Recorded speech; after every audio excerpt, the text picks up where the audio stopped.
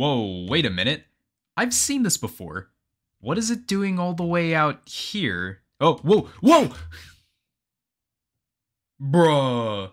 Hold up, I need to analyze this really quick. What is going on with this part? Let's see. Okay, we have a script. Oh, it uses Tween service. Okay, that actually makes more sense. This syntax just looks so ugly though. I could definitely do a better job with that. I mean, no wonder. This speeding wall doesn't look to be a very good programmer. I mean, he says right here his family has left him because he has chronic anger, so we probably wouldn't want to mess with him. Alright, well now that I understand that this uses Tween service, I think that'll be the most appropriate thing to talk about in this episode. And if you're still sort of confused, Tween service with the ugly line of code that you saw basically made this speeding wall move super fast in this direction in order to kill me. And it was able to do it so smoothly as well. Like, you saw how smooth this wall was moving across this direction when we gave it an end goal and also a time to be able to get to where it needed to be. And so I think that's something we should be able to understand is be able to move these parts very smoothly. And not even just that, Tween service can do a whole bunch of things for you, which we're going to go a bit more into in a little bit. But let's not implement these just yet, because I want you to fully get a grasp of the use of Tween service and how we can use them. So with that being said, let me show you a little something before we begin. Alright, let's think about this for a minute. We're going to be re-enabling our script for this speeding wall just to see what's really happening behind the scenes when we use Tween service to move this part from where it originally was to its end goal. So let's hit play and watch as the script changes its properties through Tween service. So let's open up the Works Explorer with parts and let's go to the position. So the position should be moving very incrementally from its original position. So I'm actually going to show you that one more time just so that you can really see what's happening. So I'm making the part specifically move in its X position with the position property, and it's slowly moving from where it originally was to its end goal, which we specified to be -200 studs from its original position. So it wasn't just going from where it originally was and just simply changed the position to whatever it was over there. It progressively changed the X property to go from where it was to its end position over there. And so that's essentially what Tween service is. Tween service allows you to interpolate or pretty much tween, go from its starting position to its ending position very smoothly and incrementally, not very suddenly where we just change the position of, let's say it's Z to 200. It basically teleported back to where it originally was without having that smooth positional changes. And that's basically that. You can do this with most numerical properties, like not just position, but you can even do orientation, and you can even do values that go from 0 to 1, like transparency, reflectance. You can even change the color too, and all that sort of stuff. There's a whole bunch of properties you can work with that's compatible with Tween service. And so we're going to be diving deep into a couple examples of how we can use Tween service inside of our Roblox games. So with that being said, let's get straight to implementing. Now that we understand it, let's create tweens to quote-unquote move these instances or objects around inside of our game. And the first thing we're going to do is just create a simple part where we can move the position of that part, and so we can see it move in real time to a desired end goal that we do have. So we're going to do that by first going to model and then hitting part.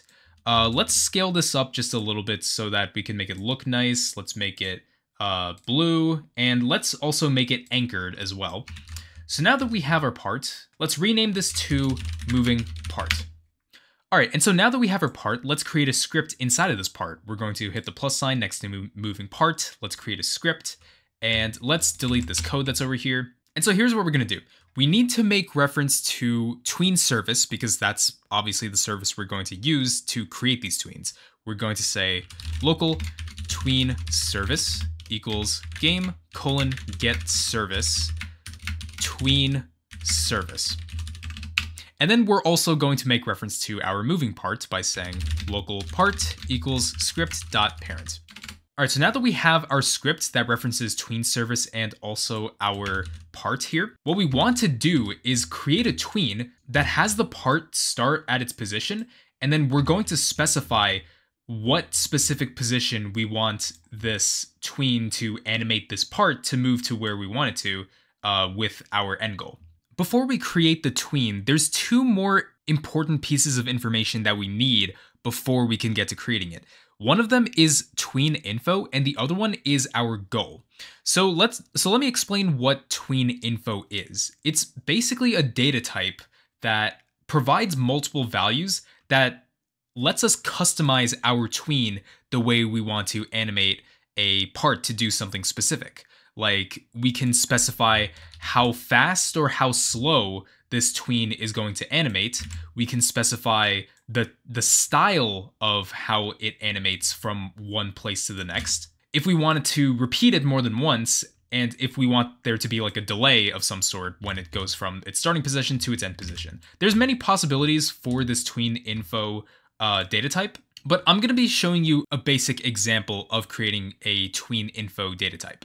So we're going to say local TweenInfo equals TweenInfo.new. So we're going to use the new constructor with the open and close parentheses. And as you can see, there's a whole bunch of arguments we can put inside of our TweenInfo object. I would say at the very least, you should have this argument here called time, and it takes in a number. So this is pretty much how fast or how slow you want this tween to execute when you run it. So I would say if you have at least that, then I'd say you're good to go. All the other stuff like EasingStyle, easing direction, and everything like that, I would say it's pretty important, but not as important as the time. We will go over some of the other properties in a little bit, but for right now, let's just set a time, which takes in a number. We're going to set this to 5 because this represents 5 seconds. And we could just leave it like this. So that's the second piece of information. But now the final piece of information we need is the goal, also known as the end result. How do we want this tween to end? So remember when I said that we have a starting point for our instance, and then we have an end goal for our tween once we're finished with it. In this case, our end goal for this part would be moving it to a specific position in our 3D world. So let's just say we want to move this in this direction by about 51 studs. The position here will be about 51 studs on the z-axis with a position of 45, 2, and 51. So let's specify this position 45, 2, and 51 as our positional goal. And so how do we write that as our goal? So the way it's going to work is our goal is pretty much a table full of properties that we want this tween to achieve. So it could be more than just positions, it could even be sizes and other numerical values that you can put that's compatible with tween service. So here's what it's going to look like. We're going to say local goal equals open and close hard brackets because this is going to be a table full of information. And let's drop a line. If you know table syntax, then you pretty much know the different ways you can create a table, but I'm going to do it like this. So our goal is just to simply change the position to our specific coordinates, which was 45, 2, and 51. So let's say position equals vector3.new, because as you know, position is a vector3 data type. We're going to say 45, 2, and 51. And then that is pretty much our goal right here. Remember that position is case sensitive, so you should have the P as capital. But this is basically our only goal that we need for this part. It's just to move from where it originally was to this specific place right here. And that's going to be at 45, 2, and 51. All right, so now we have all bits of information to make this happen. Now let's create the tween. We're gonna drop 2 lines and we're going to say local tween equals tween service : create, open and close parentheses. And so this takes in 3 arguments with all of the things that we created previously. So the first one is going to be the instance itself, which is just going to be our blue part right here. So we're just going to put in part, comma, and then our TweenInfo object, which we already created up here. So it's going to be TweenInfo. And then our last bit of information is the property table, also known as our goal, what we want to achieve with this tween. So let's pass in our goal argument there as well. Okay, cool. So now we have our tween, but if we play the game, nothing's gonna happen because we haven't activated our tween. All we did was just create it. So the way we activate this tween is by dropping a line, we're going to say tween, and we're going to use the function play, open and close parentheses. So this is basically how we create a tween on Roblox. Let's also add in a quick task.wait statement before this plays so that we can fully see the part move when we load in. So let's say task.wait 2 seconds. All right, so let's go into the game and hit run so that we can see this part move while it's animating. All right, and as you can see, this part is slowly moving from where it began to the end position. Just like that. We didn't have to abruptly move the part from where it was to instantly being where we want the end goal to be. It made a cool little animation that started from where it was to the end position. And there's a lot of things we can change with this move property. So we can modify it with our TweenInfo, with things like EasingStyle and EasingDirection. Now, with these properties, it's going to require a lot of just experimentation to know the difference between all of them and which one works best for you. EasingStyle is essentially how we want this part to animate when it's going from its starting position to its end position. So an example of an EasingStyle would be if we had the part go from its beginning to its end in a very linear fashion without anything fancy, and then it'll just abruptly stop. Or you can have it start slow and then it accelerates really fast until it reaches the end. So it's something along the lines of that. I'm gonna show you an example from someone on Twitter that made a great comparison side by side of these EasingStyle types. All right, this is an old GIF from 2015, so it is kind of outdated, but it still explains how EasingStyles work. And this post is by Aussie Pig, and I think he's done a great representation of showing the difference between these EasingStyle enums. So let me just play it for you just to show you all these different types of EasingStyle options. So this is what it essentially looks like when you go from its starting position to the end position. And you can have it go the other way around as well if you go from its ending position to its starting position. So this is what it looks like in reverse, and I'm going to play that for you again. This is what it looks like from start to end, and this is what it looks like from end to start. And so we can essentially do this not only with UI, but we can also do this with parts, like with our moving part in Studio. So I hope this gave you a bit more understanding of EasingStyles. All right, so now let's add an EasingStyle to our tween that we previously created in our TweenInfo. So I believe by default, the EasingStyle is something called sign. I'm gonna show you what that looks like. So let's separate this with a comma, and now we're into our EasingStyle. And remember, EasingStyle is an enum, so we have to, so it's kind of like a library of different values that we have to fetch. We basically have to say enum.EasingStyle dot, and now we have all of these different EasingStyle types that we can pick from. Like I mentioned, I believe sign is the default EasingStyle, so that's why we were able to see this animate without us specifying an EasingStyle, because Roblox by default picked sign. But let's change this to something like bounce instead to really see the difference with these tweens. So this is pretty much it. Let's go into the game and hit run to see the difference with our new EasingStyle. All right, so as you can tell, there was a pretty big difference there compared to the one we had before with sign. With bounce, it was definitely a lot more bouncy, I guess. And there's even more properties we can change as well. We can change the easing direction by saying enum.EasingDirection.in, in, out, and then out. I believe the default is in, but you can change it to out, meaning like it's going in reverse. You could experiment with these if you want to. It's not too terribly important, but that's another thing you can add. There's other properties like repeat count, which is just a number, or reverse, which is a Boolean, or our delay time, which is also a number. So not all of this really matters too much, and you don't need every single property in TweenInfo. I would say the most important one you need is the time, the duration of the tween when you play it.